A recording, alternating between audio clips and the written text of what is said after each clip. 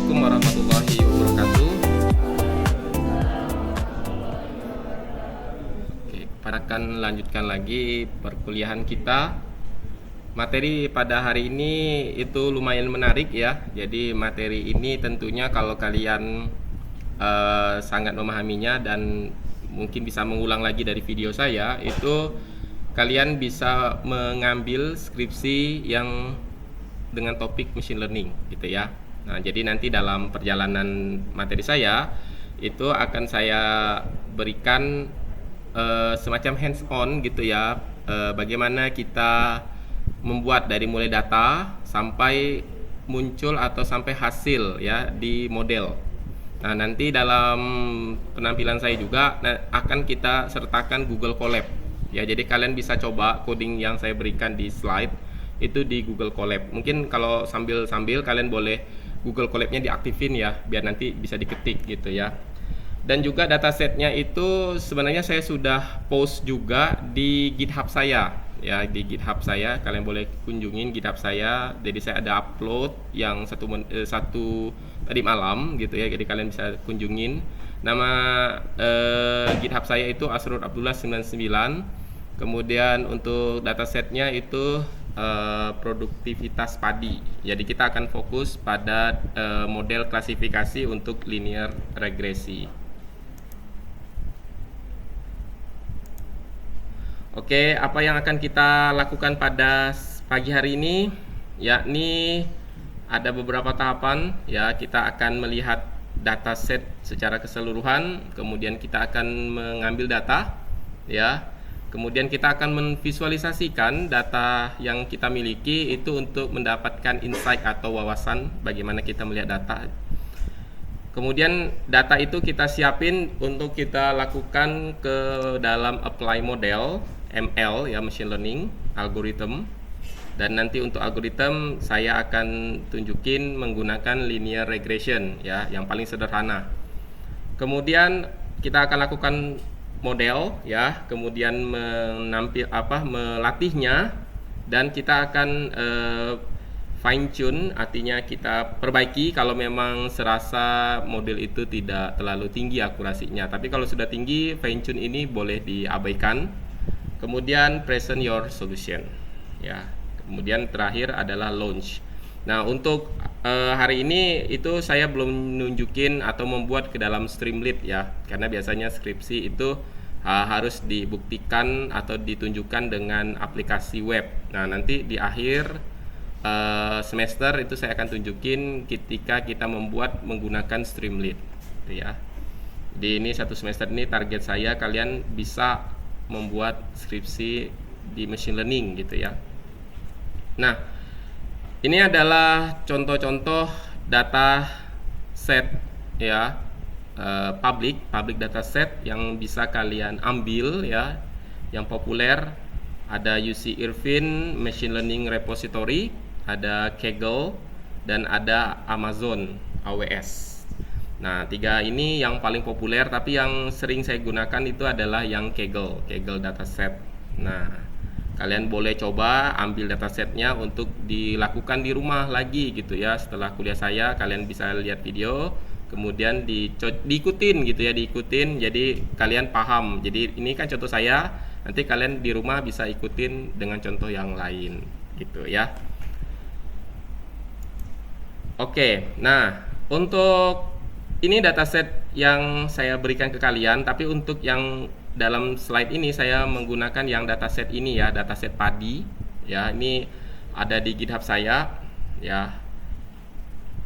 Jadi nama datasetnya ada nama dataset padi. Nama folder di GitHub saya itu ada ml_dataset. Jadi kalian bisa kunjungin GitHub saya kalau mau mendownload, atau kalau mau cari di di Kaggle namanya Rice Production, nggak salah ya. Nanti di YouTube saya sertakan link-link ini biar kalian bisa download di rumah ya. Oke, sesuai dengan step yang kita lakukan itu apa yang kita lihat gitu ya. Jadi sebelum kita mengambil machine learning itu kita memang harus memiliki yang namanya analisa bisnis ya, atau business understanding ya. Jadi kalau dalam buku yang kemarin saya pernah tunjukin ke kalian itu ya, karangannya Aurélien Geron, itu bahwa pertanyaan pertama yang ditanyakan oleh bosmu itu adalah terkait dengan tujuan bisnis ya. Jadi semua data yang kita ambil dari Kaggle itu adalah kita harus bisa merepresentasikan ke dalam permasalahan yang sifatnya bisnis atau keuntungan gitu ya. Dan memang sebenarnya ketika kita menggunakan ML, focusing kita itu bukan pada end goal. End goal itu adalah aplikasi jadi ya, bukan itu sebenarnya. Yang sebenarnya adalah dengan model yang kamu hasilkan, apa sih sebenarnya yang kamu dapatkan gitu ya. Paham nggak ya? Jadi ketika kamu mendapatkan atau ada goal di situ, itu kamu bisa gunakan nggak itu aplikasi sehingga menjadi prediksi aplikasi itu gitu ya. Misalkan kalau tadi saya contohin, saya menggunakan dataset padi gitu ya. Dataset padi tentunya nanti outputnya adalah prediksi produksi padi gitu ya di suatu daerah. Nah, jadi bukan fokusnya saya model jadi udah, tidak. Kita fokusnya sebenarnya adalah benefit dari model ini apa. Apakah bisa dijadikan acuan dari model yang kita buat sehingga besok-besok ketika ini datanya ada itu semakin baik gitu ya. Jadi errornya kecil. Nah, ya. Jadi di sini kalau dilihat adalah ini adalah penting ya. Jadi frame the problem. Jadi sebelum kalian mengambil dataset ya, itu kalian harus memiliki yang namanya kerangka dari masalah itu ya. Jadi kita harus bisa melihat data ini itu tujuannya apa. Kita punya dataset itu tidak semua, karena istilahnya itu kan mahasiswa itu terkadang ada yang analisanya kuat, ada yang analisanya nggak kuat gitu ya. Nah, yang analisanya kuat mereka mungkin paham ketika mendapatkan data ini, mereka tahu nih apa yang ingin dicari insight-nya gitu ya. Nah, sama kayak saya dapat data produksi padi itu, tujuan utama saya adalah bagaimana memprediksi jumlah produksi padi. Nah, itu goalnya ya. Nah, nanti akan dihasilkan model ya. Nah, dari sini kalian harus bisa menjawab pertanyaan ini. Jadi ketika kalian mengambil machine learning itu kalian harus bisa menjawab pertanyaan ini. Pertanyaan pertama itu adalah bagaimana kita membuat kerangka dari permasalahan atau identifikasi masalah ya. Kemudian algoritma apa yang kamu pilih ya. Dan pengukuran kinerja apa yang kamu gunakan untuk mengevaluasi model. Ya, jadi itu yang harus, dan berapa lama atau berapa banyak usahamu menghabiskan agar ini menjadi sempurna atau akurasinya bagus gitu ya, errornya kecil. Nah, itu harus bisa dijawab. Ya, harus bisa dijawab. Nah, bagaimana cara menjawabnya? Ya, kita bisa dengan bantuan paper-paper. Makanya sekarang ini kalian sambil kuliah itu sedikit banyak harus bisa melihat-lihat paper, terutama yang berkaitan dengan materi atau TA yang ingin kamu ambil. Nah, ini saya contohkan ya, ini data aslinya itu dari Kaggle ya. Ini yang tukang deposit namanya Ardika Satria. Ini dataset kalau menurut yang saya baca informasinya di Kaggle ini dari BPS. Jadi dataset ini adalah dataset padi pada provinsi atau pulau Sumatera. Ya, kalau tidak salah saya itu dari tahun 93 sampai 2020 ya datanya. Nah, permasalahan yang ditemukan di lapangan, kadang ada kakak tingkat kalian atau kawan kalian itu model yang saya sampaikan ini dia ikut juga, tapi datanya kita berbeda. Mereka kadang ngambil asal-asal ya. Kenapa asal-asal? Terkadang kalau kita ngambil data dari dinas yang memang bukan berkaitan dengan statistika, itu kadang datanya itu susah ya, tidak lengkap. Jadi kalau kita mengambil insight-nya pun juga susah. Makanya saran saya, kalau memang nanti ada yang tertarik ngambil data yang sifatnya publik tapi institusi atau dinas, itu mungkin boleh ambil ke BPS, itu lebih jelas ya, karena udah jelas banget Biro Pusat atau Badan Pusat Statistik gitu ya. Jadi udah hatam lah bahasanya gitu ya. BMKG itu juga dinas yang kedua yang menurut saya rekomen. Kemudian dinas apalagi ya, BRIN ya, BRIN atau mungkin kalau sekarang namanya Bapperida, itu juga datanya oke gitu ya. Nah, tapi kalau yang lain itu jujur agak berat ya, bukan agak berat, nggak lengkap. Jadi kalian kasihan, alhasil kalian dapat data lalu dipaksain. Nah, ketika dipaksain itu impactnya kadang kayak ada beberapa misal saya itu akurasinya 60. Saya bilang tolong naikin lagi. Nggak bisa dibilang 60. Saya kan ya percaya aja ya. Jadi otomatis ya udahlah. Nah, padahal sebenarnya bisa jadi datasetnya memang nggak cocok gitu ya. Kan ada dataset, apalagi dia punya data tuh hanya 100 gitu loh. Itu sangat-sangat kecil untuk sekelas ML. Ya, jadi disarankan data itu kalau bisa di atas 1000 gitu ya. Nah, ini datasetnya. Kalian kalau nggak salah bisa ngeklik ya dari PPT saya ya, kalau kalian download dari situs saya itu bisa download PPT-nya kayaknya ya. Nah, oke. Itu codingnya kalian bisa ikut ya di Google Colab, kalian bisa ketik aja itu import pandas SPD. Nah, jadi kalau kalian ikutin benar-benar kuliah ini, satu pertemuan ini, insya Allah saya jamin kalian paham ya. Jadi ML TA-nya itu insya Allah lebih gampang dan lebih bagus menjawab pertanyaan penguji gitu ya. Ini kita akan mengelot atau mengopen dataset dari GitHub. Nah, beginilah caranya.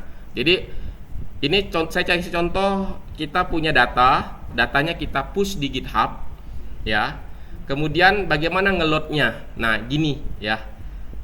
Ya, ngelotnya begitu. Dan harus ngelotnya ada raw, RAW. Nah, itu kalau kalian klik file di GitHub saya itu belum dalam bentuk raw, RAW. Kalian harus ada button raw di pojok kanan atas. Ya, ada ya? Ada nggak tulisannya RAW? Nah, itu baru muncul RAW GitHub. Kalau kalian tidak sampai ke raw, dia nggak mau di load. Error pasti dia. Ya, nanti kalian coba buktikan kalau nggak percaya ya. Jadi ini datasetnya dalam bentuk tipe data CSV. Nah, CSV itu adalah salah satu tipe ekstensi yang bisa di open di Excel atau di Notepad. Kepanjangannya adalah comma separated value. Jadi data isi dalamnya ketika kalian buka .csv itu hanya koma-koma. Jadi ada sebuah nilai, koma, nilai, koma, nilai, koma. Nah, jadi kalian harus delimiter sehingga dia jadi table gitu ya caranya di Excel. Nah, ini adalah code-nya. Kalian bisa coba, ini kita menggunakan Pandas ya. Pandas itu adalah salah satu library dari Python ya, untuk Jupyter Notebook gitu ya. Jadi import Pandas SPD ya, kita harus kasih inisial atau alias. Kemudian kita kasih variabel data sama dengan PD. PD itu alias dari Pandas tadi, pd.readcsv. Readcsv itu adalah keyword dari si Pandas. Nah, kemudian kita pastekan link GitHub kita, kemudian kita open. Jadi data yang di bawah ini, di baris ketiga ini adalah open dari data variabel ini. Sehingga ketika kalian lakukan ini, kalian enter, ini hasilnya seperti ini. Nah, ini datanya kurang banyak ya, 224 rows. Ya, karena ini praktikum atau kuliah, jadi nggak masalah ya, karena yang umumnya yang load dataset Iris itu hanya 150 data. Nah, untungnya kita dapat yang bagus ya datanya. Ini katanya real ya, data dari BPS. Ini datanya dari satu pulau Sumatera dari tahun 93 sampai 2020. Nah, kalau kalian nanti mengemas dalam bentuk skripsi, maka tulislah seperti ini ya. Kalau kalian tulisin 224 data plek-plek murni dalam skripsi itu pertama memusingkan ya. Jadi buatnya seperti ini ya. Jadi boleh aja 1 2 3 titik kayak gini. Nanti di bawahnya 3 teratas, 3 terbawah atau 5 teratas, 5 terbawah. Beginilah menulis data Jadi ini wajib ya kalau kalian ambil ML itu penulisan table di dalam skripsi kalian atau laporan akhir ini harus ada contoh kayak gini ya. Jadi kalau kolomnya banyak Pak gimana Pak? Sama juga titik-titik gitu ya. Jadi biasakan. Jadi bukan semuanya ditulis. Kalau ada 50 masa 50-nya ditulis tidak ya. Tapi kalau mau lihat real, kunjungin link itu gitu ya. Itu caranya. Nah, sebelum langkah lebih jauh, ini kalian harus punya yang namanya sense untuk melihat kira-kira apa yang sebenarnya ingin kita ambil. Nah, dari sini kira-kira apa ya? Labelnya. Ya, label itu adalah output. Karena ini adalah permasalahan klasifikasi ya atau supervised learning ya. Nah, jadi kalau dilihat dari tabel ini, maka kita bisa deskripsikan atau interpretasikan yang menjadi label itu adalah produksi. Ya, jadi sedangkan sisanya provinsi, tahun, luas panen, curah hujan, kelembaban, suhu rata-rata itu menjadi feature. Ya, atau bahasa lainnya atribut. Atau dalam bahasa tabelnya kolom. Sama aja itu ya. Jadi kolom, feature, atribut itu adalah itu. Ya, jadi kalau ditanya feature-nya ada berapa? Kalau di sini feature-nya ada 1 2 3 4 5 6. Ada 6 feature plus 1 label. Jadi begitu nanti nulis di laporan ya. Oke.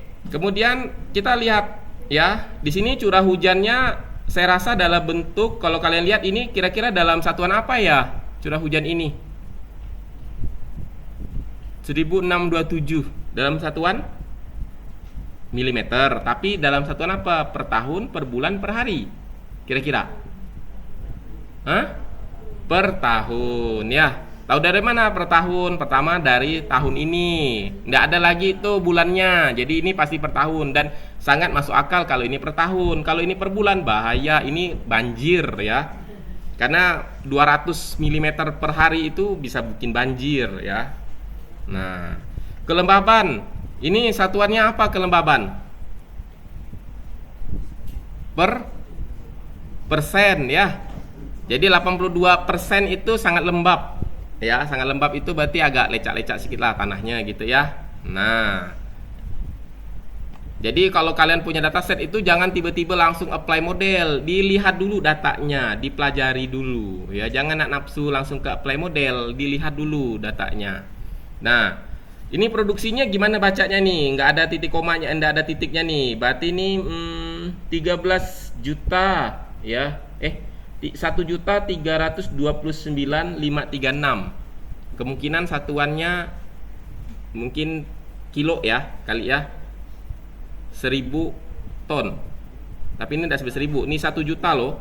1 juta ton masuk akal nggak? 1 tahun di Aceh.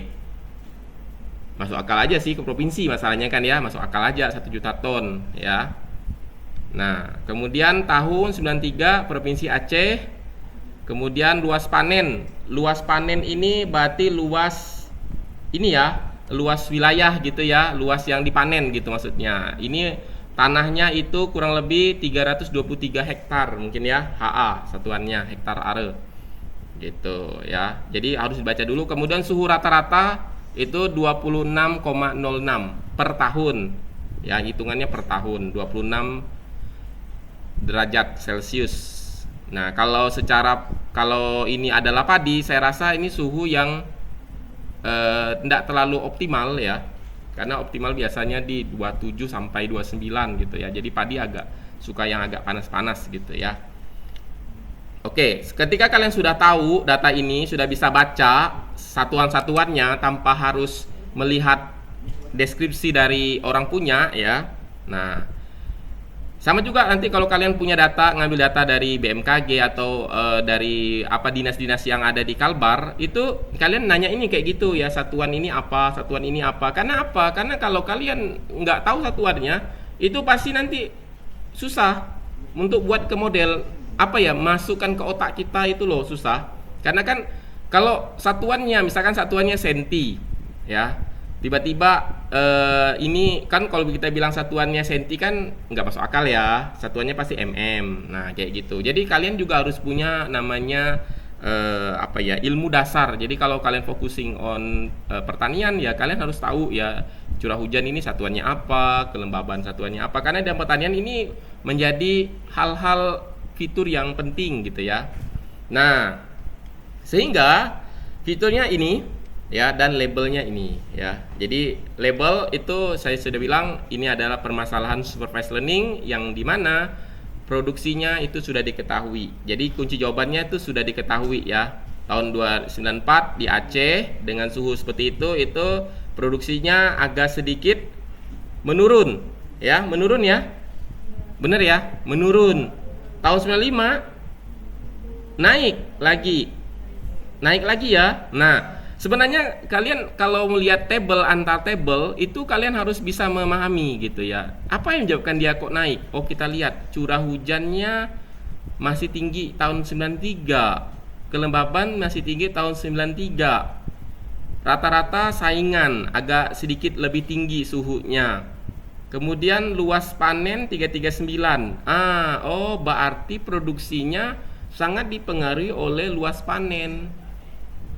Kenapa patokan kalian di awal itu hampir mirip loh suhunya dengan kelembaban, tapi hanya beda di luas panen. Tapi produksinya bisa, jadi kamu bisa bayangkan ada korelasi di situ. Nah, gitu kita mikirnya kalau orang mau jadi data scientist itu begitu mikirnya ya. Jadi ada korelasi, ada hubungan antara luas panen sama produksi. Dipastikan kalau kalian mencari korelasi, dipastikan luas panen ini sangat kuat sekali korelasinya dengan produksi. Gitu memahaminya ya. Jadi harus, itu memang nggak bisa 1 hari 2 hari mempelajarinya, harus sering. Itu kalau mau jadi data scientist ya. Jadi BPS itu kayak gitu, harus paham seperti itu ininya. Jadi kalian harus bisa baca data tuh kayak gitu ya. Nah, sama juga kayak di Lampung. Di Lampung ini suhunya agak lebih dingin ya, tidak panas. Kelembabannya juga tidak terlalu tinggi, curah hujannya agak rendah. Nah, tapi ini kok tinggi? Ya kan, 26. Lihat luas panennya 545.000, berarti banyak. Nah, berarti bisa disimpulkan bahwa luas panen ini pasti korelasinya paling kuat. Ya, pasti paling kuat. Oke. Coding berikutnya itu adalah kita harus mengetahui tipe data dari feature yang kita punya, ya. Nah, kalau kalian lihat di sini feature yang kita punya itu pakai coding namanya data.info, ya. Jadi kalian boleh ketik nanti di Google Colab itu data.info. Nah, data.info di sini ada provinsi, ada tahun, ada produksi, luas panen, curah hujan, kelembaban, suhu rata-rata. Ini kalau kalian lihat tidak ada data yang missing. Ya, semuanya 224.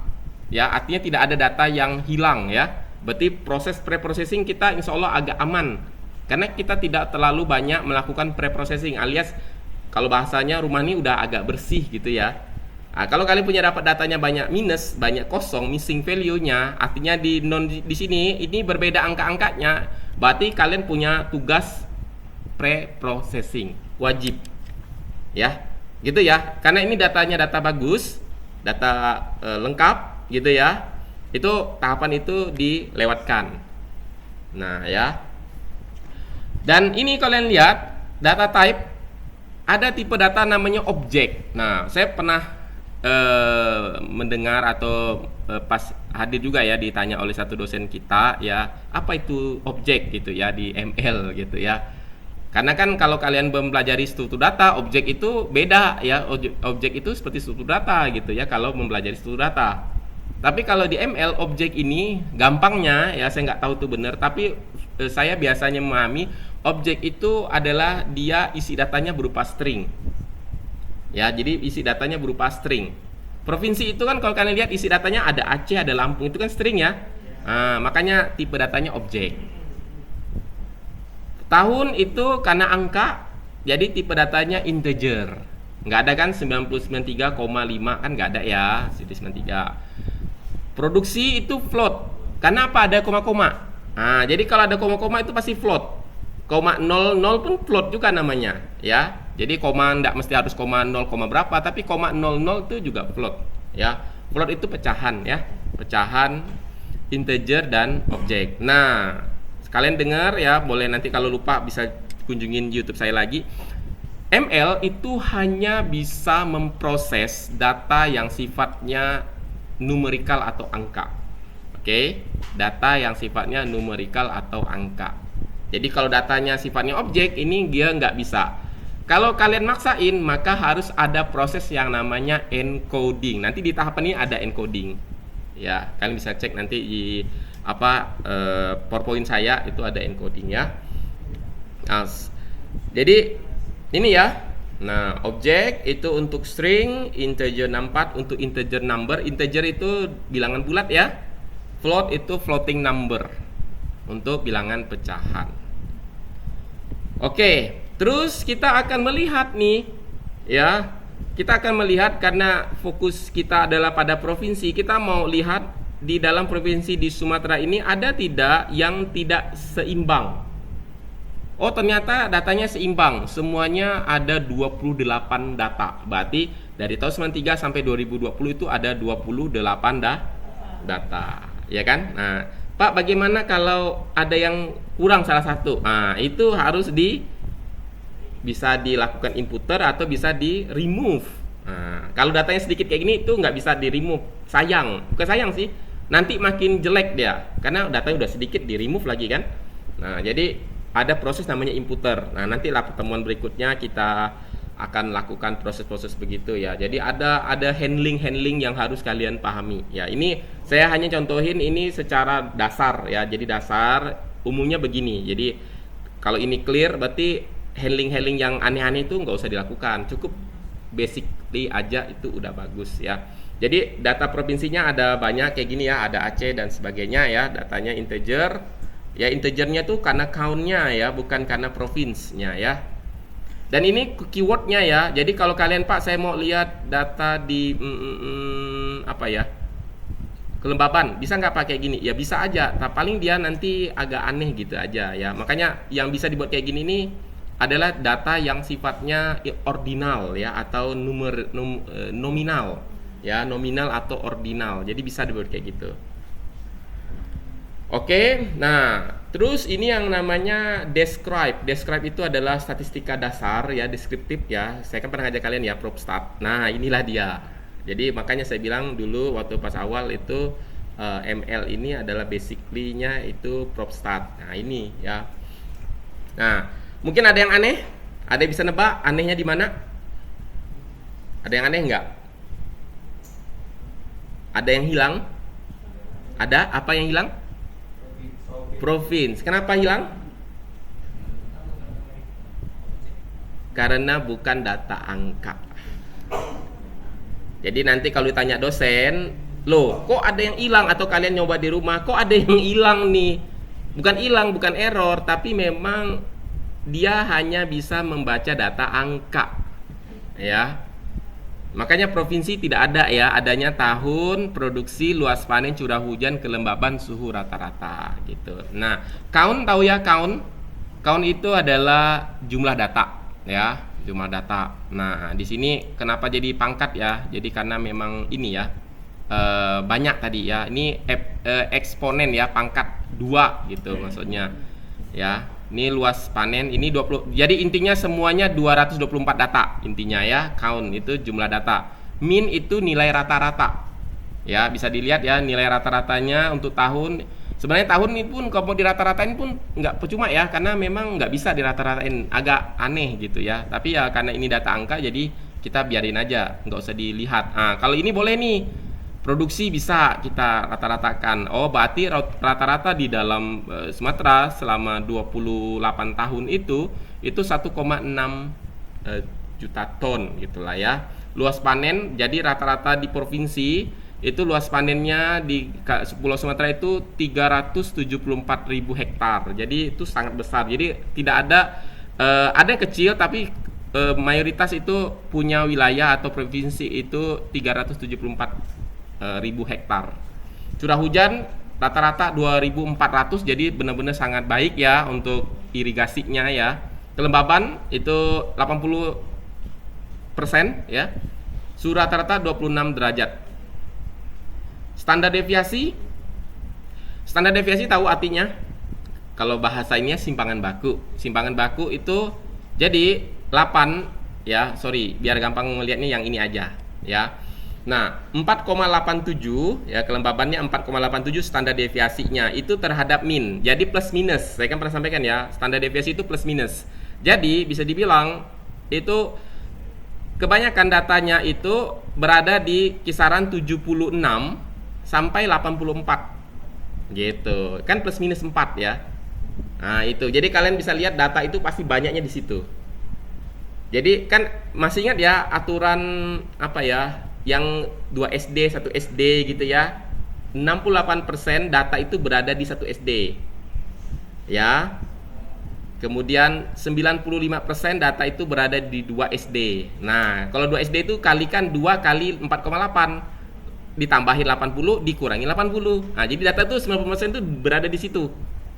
Gitu loh cara melihatnya. Makanya jangan terlalu nafsu ketika kalian punya dataset lalu tiba-tiba pengen apply model. Lihat dulu datanya. Gitu loh. Ya. Jadi sebenarnya kalau kalian ini nggak bisa dalam waktu 1 hari jadi, itu enggak ya.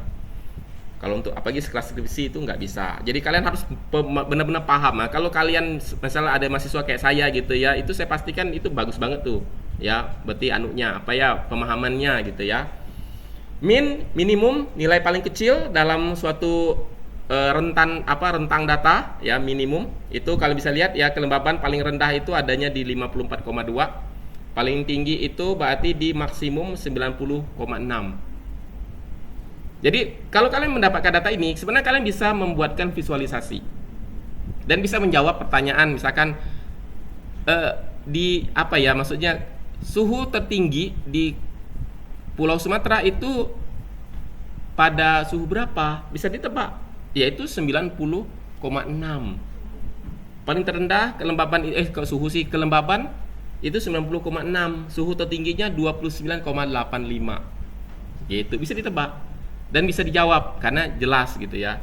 25% itu Q1 ya.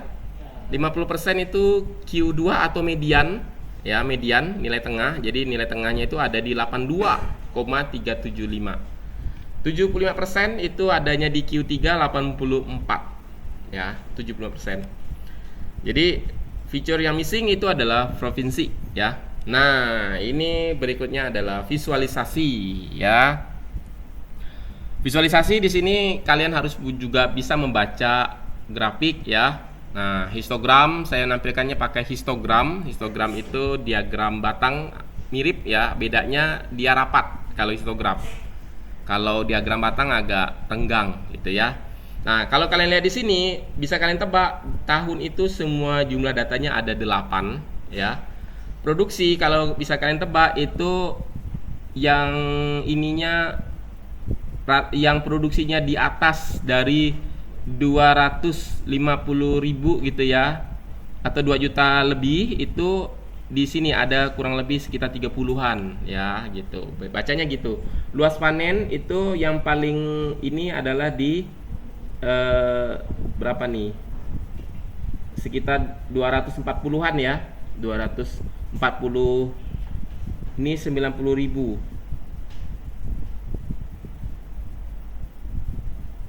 Kemudian curah hujan ini yang paling tinggi itu di kisaran 2000-an ya, ini 2600-an ya, ada 16 kali. Jadi ada 16 kali di daerah yang memiliki curah hujan sekitar 2600-an. Jadi yang paling tinggi itu sekitar segini. Nah, ini kalau rasa-rasa aja sih. Kira-kira ini berapa nih? 2500 kah atau 2600? Bisa ditebak ya.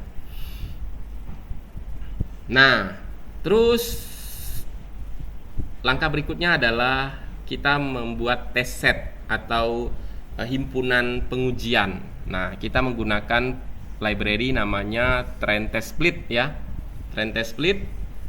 Nah, dan di sini karena datanya tidak banyak, jadi kita bagi aja ke dalam 2, ada trend set dan test set ya. Di sini saya menggunakan test size-nya itu 20% ya, 0,2 itu 20%. Jadi 20% dari 224 ya. Nah, 224 tuh 20% dari 224 tuh sekitar 45. Coba jadi kali, bener nggak gitu ya? Harusnya sih bener ya, 0,2 kali 224. harusnya 45 gitu. 80% dari 224 itu adalah 179. 229 ya kalau di sini ya. Ntar. Oh iya 224.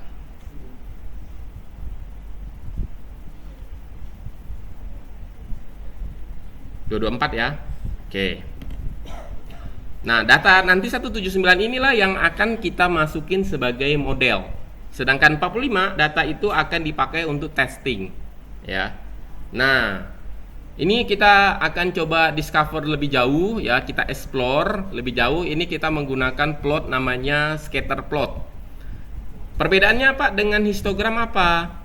Kalau histogram itu dia menampilkan atau memvisualisasikan itu untuk satu variabel. Ya, satu variabel di X itu X-axis, untuk yang Y-axis itu adalah data statistiknya atau jumlah datanya. Sedangkan kalau kita pakai scatter itu dia dua variabel. Ya, jadi Y-axis dengan X-axis itu dua variabel berbeda. Ya, kalian bisa lihat ya di sini. Kita mau melihat kelembaban dengan suhu rata-rata, ada tidak hubungannya?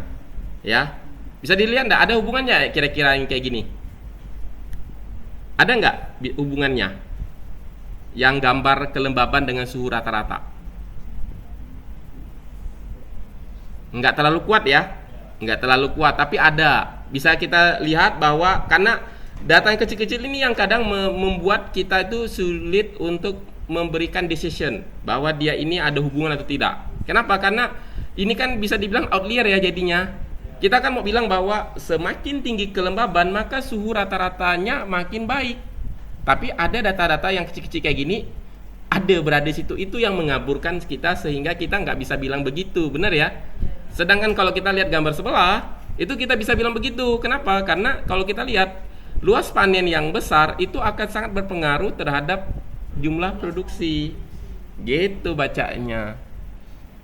Jadi kalau kalian bisa buat kayak gitu itu sedap banget tuh ya, nampilinnya tuh sedap. Jadi pun orang dengerin pun oh ada ini ya, jadi ada hubungan. Jadi memang ketika nanti kita tahu kalau kayak gitu pasti dipastikan kalau kita pakai rumus korelasi ini dipastikan luas panen dengan produksi itu sangat-sangat kuat. Ya, udah pasti. Why? Karena ini adalah berbanding lurus. Ya, ini ya berbanding lurus ini namanya. Ya. Kalau berbanding terbalik kayak gimana Pak kurvanya? Nah, menurun, ya. Bacanya gimana tuh Pak bacanya? Berarti semakin luas panen maka produksinya makin kecil. Ah, kayak gitu. Itu bacanya begitu. Ya. Jadi kalau kalian tidak menampilkan begini, kalian nggak akan tahu tuh datanya kayak gimana ya. Pokoknya langsung fokus kepada apply model lah, itu ya susah dapatnya. Kalau ini kan kita tahu bahwa oh jadi bisa dibilang di tanaman padi di daerahnya Sumatera bahwa korelasi antara kelembaban dengan suhu rata-rata ini tidak terlalu korelasi. Jadi maksudnya korelasi tapi tidak terlalu kuat gitu ya. Dia korelasi tapi nggak terlalu kuat. Kenapa bisa bilang nggak terlalu kuat? Ya karena ada beberapa titik-titik ini yang mengaburkan kita nggak bisa bilang semakin tinggi kelembaban itu curah hujannya makin tinggi. Karena apa? Karena kalau kita lihat semakin tinggi kelembaban curah hujannya ada yang rendah, ya kan? Ada yang tinggi juga. Tapi kalau kelembabannya sekitar 70%, juga ada yang tinggi juga curah hujannya, gitu ya. Jadi susah kita memberikan decision. Gitu tuh ceritanya ya. Ini codingnya ya, data plot, kind, scatter. Jadi scatter ini adalah untuk mendeskripsikan data yang sifatnya dua variabel. Oke, sekarang kita akan coba buktikan ke dalam korelasi ya. Karena kan kalau ini kan dari baca baca visualisasi itu kayak gitu ya. Nah, sekarang kita akan buktikan lewat korelasi. Nah, di sini kita menggunakan correlation person ya. Di scikit-learn itu ada namanya correlation person ya. Nah, kalau ada yang kalian ngikutin saya, harusnya kalian ada sedikit gangguan ya. Jadi gangguannya itu adalah pada provinsi itu datanya bukan float atau integer. Maka kalau kalian mau jadikan korelasi itu biasanya bermasalah. So, apa yang harus dilakukan adalah kita harus melakukan namanya encode, ya. Dia harus melakukan encode. Encode tuh gampangnya adalah yang namanya provisi Aceh sampai ke Lampung itu kita transform ke dalam bilangan integer. Jadi misalkan 1, 2, 3, 4, 5 begitu. Jadi ketika ada Aceh 1, ketika ada Lampung 8. Dan itu tidak mendeskripsikan bahwa Lampung tuh hebat, tidak. Tapi itu urutannya begitu. Jadi antara 1 dan 8 itu tidak ada perbedaan gitu ya. Jadi semuanya dalam bilangan digit yang sama. Oke. Dan ini saya sudah lakukan encode. Saya menggunakan namanya label encoder dan standard scaler. Nah, dan tahapan ini wajib, saya ingatkan wajib dilakukan. Dan saya pastikan jarang teman-teman kalian melakukan tahapan ini. Saya nggak tahu, entah materinya lama nggak di. Memang dulu kan mata kuliah kita belum ada yang ML pure ya, baru semester ini. Makanya saya sampaikan benar-benar, ya. Jadi kalian harus melakukan ini. Namanya standard scaler. Encoder nggak lakukan nggak apa-apa, karena encode hanya bisa dilakukan kalau kalian merasa bahwa korelasi di provinsi itu sangat ada korelasinya. Artinya antara Aceh dengan Lampung itu mempengaruhi gitu ya. Jadi ada korelasi dengan produksi. Artinya kalau orang tinggal di Aceh bisa aja produksinya tinggi dengan orang yang tinggal di Lampung. Nah, kayak gitu. Itu namanya korelasi. Tapi kalau merasa di provinsi itu tidak ada korelasi, tidak ada beda kok Aceh dengan Lampung. Oke, nggak usah diapa-apain tuh, provinsi dibuang aja. Gitu ya, melihatnya tuh begitu. Tapi kalau kalian merasa di Aceh dengan di Lampung itu ada hubungan, maksudnya tuh kalau di Aceh, kita lihat di Aceh kecil tapi produksinya kayak gitu juga, nggak bisa tinggi-tinggi. Oh, berarti ada hubungan gitu ya. Nah, maka provinsi itu kita naikin. Nah, kalau kalian lihat di sini, data ini sudah saya lakukan sehingga ini yang tampilannya adalah hasilnya ya. Jadi data ini, code ini saya tampilkan, ini hasilnya. Makanya kalau kalian lihat provinsinya ada 57203. Ini artinya 5 ini saya nggak tahu apa, mungkin Bengkulu kah, Lampung kah, Padang kah ya, kayak gitu ya. 7 itu apa saya agak lupa. Pokoknya intinya provinsi yang tadi namanya Aceh sudah hilang berganti dengan angka-angka. Ya. Nah, dan kita melakukan yang namanya standard scaler. Ini penting banget. Saya bilangin sekali lagi, ini penting banget melakukan ini. Karena sebelum kalian masuk apply model, kalian harus melakukan yang namanya standard scaler. Jadi ada 2 pilihan yang harus kalian pilih ya.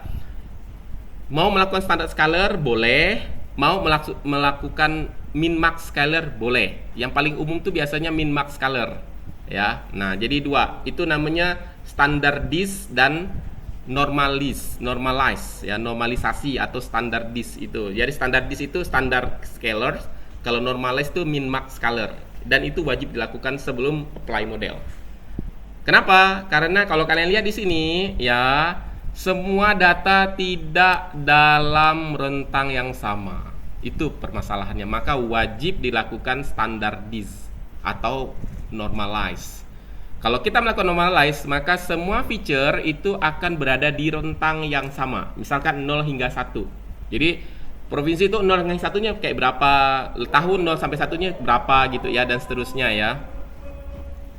Oke ya, kita lanjutkan lagi. Nah, kita sudah lakukan ya, ada provinsi, dan ini prosesnya ya, saya menggunakan label encoder untuk data provinsi. Ini nanti data provinsi ini saya ubah, si label encodernya merubah sehingga jadi angka integer.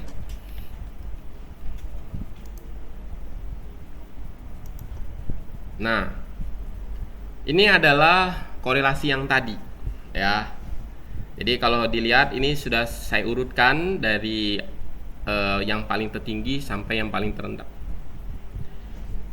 Mungkin ada yang nanya, Pak, min itu apa artinya? Ada yang tahu nggak min itu apa artinya? Min, sebelah kiri itu ada min. Ada kakak tingkat kalian itu?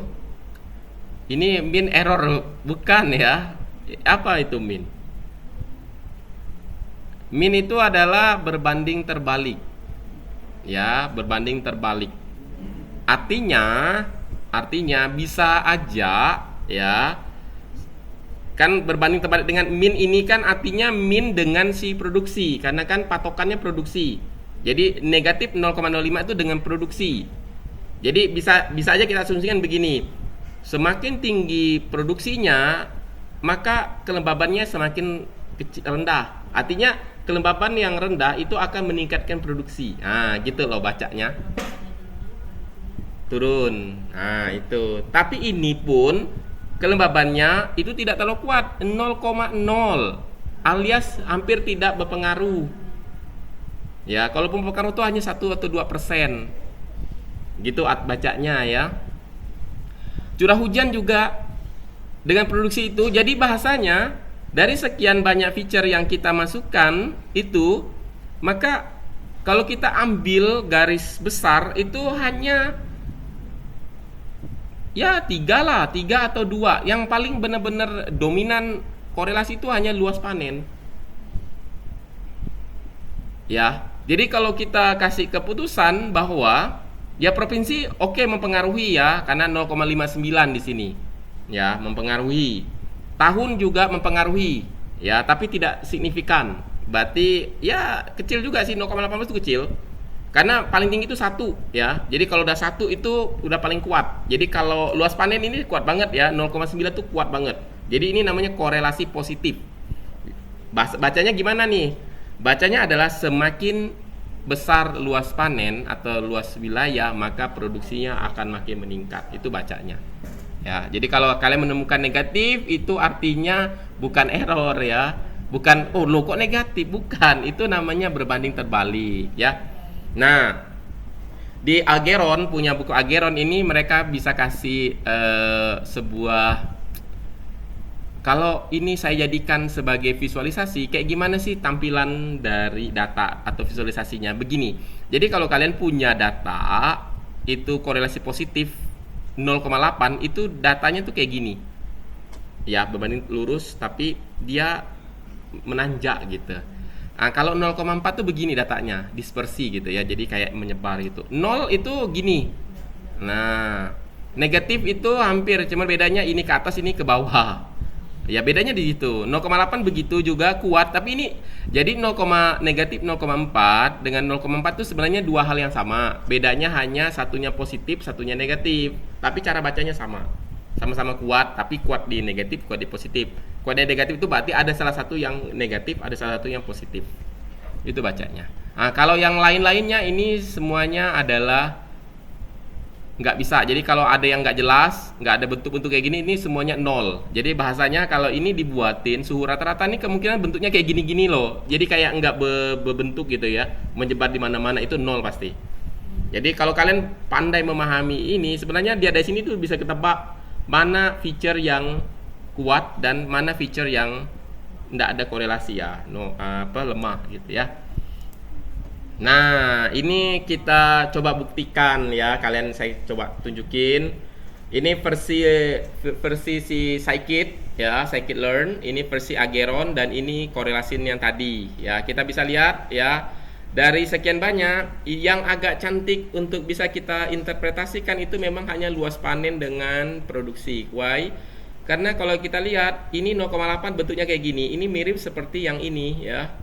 Dan ini bacanya gimana nih pakai gini, saya agak bingung. Ya bacanya begini, misalkan luas panen dengan produksi berarti yang ini datanya, atau dibalik luas panen dengan produksi berarti di sini itu juga sama gitu loh. Bacanya begitu ya, kayak baca vektor gitu ya, XY. Nah kalau yang provinsi ini sebenarnya nggak terlalu bagus ya. Nah susah juga kita definisikan karena jujur provinsi ini sebenarnya nggak ada relasi sih sebenarnya ya. Jadi kalau kita bilang ini ya boleh aja sih ya, ada beberapa provinsi di Sumatera yang memang lumbung padi boleh. Tapi ya kalau kita lihat data ini sebenarnya tidak deskripsi tidak interpretasi dari punya si Algeron ya. Alias ya yang berupa di sini sebenarnya 0 gitu ya. Karena saya jadikan dia encode, makanya jadi begini rupanya. Lumayan bagus pula ya korelasinya, tapi ini nggak cocok dengan punyanya si Algeron, jadi kayak nggak pas ya. Algeron bilang kalau di sini 0,5 harusnya bentuknya kayak gini, tapi kalau kita lihat di provinsi bentuknya kayak gini, nggak ada yang bagus gitu ya. Jadi nggak pas. Nah, pertanyaannya yang mana yang benar? Nah, kalau saya sih lebih cenderung ya provinsi memang nggak usah dimasukin karena itu tidak terlalu signifikan pengaruhnya. Apalagi kita main encode takutnya tuh dia nganggap bahwa 1 dengan 8 itu adalah dua nilai yang berbeda. Ya, artinya 1 lebih rendah daripada 8 kan begitu ya. Nah, makanya ini jadi bias. Nah, itu. Tetap saya pegang punya si Ageron sih ya. Jadi ini dasarnya. Jadi kalau kalian melihat data yang benar ini kayak gitu. Nah, sedangkan kalau kita lihat yang tahun pun kita nggak bisa juga karena memang ini. Nah, kalau kita lihat curah hujan negatif. Curah hujan mana nih? Curah hujan itu kayak gini ya. Hampir mau turun ke bawah ya. Hampir mau turun ke bawah berarti pas banget dengan negatif. Cuman emang agak jelek sih 0,0. Berarti hampir begini dia. Hampir ketemu di sini budak-budaknya. Ya. Jadi bukan negatif 0, ya, tapi 0,0. Berarti di sini ya. Tapi dia bentuknya kalau kalian lihat dia menurun ya. Ini kan? Nampak nggak? Sorry, curah hujan sama produksi mana? Curah hujan sama produksi kayak gini dia. Ya. Nah, ini menyebar. Nah, kan jelek kan dia. Dia model-model begini nih dia ya. Agak-agak jelek gitu. Yang ini budaknya. Kelembapan juga demikian ya. Pokoknya dispersi juga ya. Jadi menyebar-menyebar itu pasti tidak korelasi lah, nggak kuat korelasinya. Gitu cara bacanya ya. Kemudian tadi saya bilang kita harus melakukan, jadi ini menurut versi Ageron bilang bahwa one of the most important transformation you need to apply your data is feature scaling. Dan two common way adalah min-max scaling ataupun standardis. Yang tadi saya bilang standard scaler atau min-max scaler. Dan ini adalah saya melakukan dengan menggunakan min-max scaler ya. Nah, kalian bisa lihat ya, ini sudah saya hampir masuk ke dalam tahapan apply model ya. Saya mau pecahin mana yang jadi X atau data latih ya, nanti dibagi juga, Y-nya label. Jadi X ini adalah, ini cara bacanya. Scaler saya pecahin dulu. Jadi kan tahapan sebelum masuk ke apply itu adalah saya lakukan namanya min-max scaler atau normalisasi gitu ya. Kemudian data ini jadi normalisasi data. Jadi datanya sudah dinormalisasi. Kalau kalian lihat data ini kalau kita buka, ini dia nilainya sudah dalam bentuk 0,0 gitu. Jadi tidak lagi dalam bentuk data-data yang bisa kalian ketahui, tapi sudah dalam bentuk 0,0 sampai paling maksimal 1 ya. Kemudian ini saya belah, ada X dan ada Y. Di sini saya drop produksi. Jadi ada kolom produksi itu saya drop sehingga Y-nya itu saya jadikan ya. Jadi di luar produksi. Kemudian Y-nya itu saya ambil hanya produksi saja gitu ya. Kemudian lanjut. Nah, kemudian kita proses splitting. Nah, ini tahapan kalau sudah bersih data itu adalah tahapan splitting. Splitting di sini saya membagi dalam 4, ada X-train, X-test, Y-train dan Y-test, dan ini memang begitu ya. Jadi X-train itu adalah feature untuk training, X-test itu adalah feature untuk testing. Jadi jumlah datanya sama pasti ya. Kemudian Y-train itu adalah label untuk training dan Y-test itu label untuk testing. Nah, di sini menggunakan 20% untuk data test. Otomatis data training itu 80% dari 224. Tadi kan 175 ya, 79. Oke, dan ini adalah apply model. Jadi kalau sudah tahap itu kita lakukan apply model. Di sini saya menggunakan modelnya adalah namanya linear regression. Kenapa saya menggunakan linear regression? Karena outputnya adalah angka. Ya, kenapa nggak pakai random forest Pak? Random forest classifier atau decision tree? Karena outputnya adalah angka. Jadi kalau outputnya angka itu nama-nama algoritmnya itu ada biasanya embel-embel regression, random forest regression, decision tree, pokoknya yang ada regressionnya ya, itu cocoknya. Jadi kalau kalian pakai maksain misalkan KNN itu nggak cocok ya, nggak cocok, nggak bisa ya. Itu jadi kalian harus paham mana yang algoritma khusus buat regresi. Regresi itu ciri khasnya adalah outputnya berupa angka ya, karena output kita kan angka ya, produksi kan angka. Nah itu ya, ini tahapannya. Dan ini adalah yang di bawah tuh escalon matrix, itu adalah evaluation performance. Jadi evaluasi kinerjanya saya menggunakan MSE, mean square error, dan R2 score Ya, nanti kalau kalian ada ngambil regresi, itu salah satu metrik yang kalian pakai itu ini ya yang saya sampaikan. Kalau pakai klasifikasi Pak, apa metriknya? Confusion matrix namanya ya. Yang biasa sering kalian dengar kan confusion ya, itu klasifikasi. Jadi nanti kalau ngambilnya random forest, KNN, kemudian naive Bayes, itu pasti pakai confusion. Kalau kalian keluarganya regression, itu salah satu matriksnya ini. Ada yang pakai RMSE, root mean square error, ada MSE, mean square error, atau MAPE, mean absolute percentage error. Kemudian ada apalagi ya, absolute percentage error gitu ya. Oke, ini caranya gampang banget ya. Karena kalian nggak usah mikirin matematikanya kayak gimana, itu udah dibuat oleh plugin, aman banget gitu ya. Nah, dan ini adalah performance-nya. Kita akan melihat berapakah MSE-nya dan R2 linear, R2-nya, R2 score. Nah, ini adalah interpretasinya. Jadi linear regression di sini di model yang saya hasilkan itu memiliki hampir perfect, hampir satu. Tapi sebenarnya di dalam ML itu tidak boleh nilai satu karena ini sangat-sangat tendensi tend to cenderung itu dengan overfit ya. Jadi agak cenderung dengan overfit. Paham ya namanya? Nah, nanti kita akan bahas overfit dan underfit ya. Nah, jadi kalau kayak gini nih sebenarnya agak-agak takut sebenarnya. Tapi kalau dari sisi bangga-banggakan ini keren karena ini 99,92%. Jadi almost one ya, hampir satu gitu ya. R square 0,92. Jadi bisa dibilang itu sebenarnya di sini ya. Jadi interpretasinya kalau RMSE kecil karena kita tidak pakai RMSE, kita pakai MAE ya atau MSE. Itu kalau kecil, ini kan kecil ya, 0,0 itu prediksinya stable. Jadi agak bagus gitu ya. Kalau R2 mendekati 1, R2 nih kan, R2 kan mendekati 1 ya. Nah, itu artinya model sangat baik gitu. Itu interpretasinya ya. Oke, dan bagaimana kita menguji ya ke dalam evaluasi kita nih apakah sudah bagus atau belum gitu, kita bisa menggunakan CV cross validation, K-fold ya, K-fold cross validation namanya ya. Jadi K-fold itu biasanya dipakai setelah model. Nah, ini kita lihat K-fold berapa minusnya. Kalau dilihat ini stable banget ya, hampir 0,092, hampir dekat dengan yang tadi ya. Jadi agak stable, aman gitu ya, aman.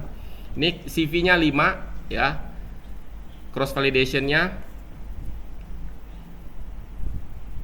Dan ini adalah tes ketika kita memiliki data yang baru. Nah, jadi nanti ketika akhir semester saya akan nampilin, ini kan berupa teks ya, inputan manually. Nah, nanti waktu pas di akhir itu saya buatkan di tampilan web app ya.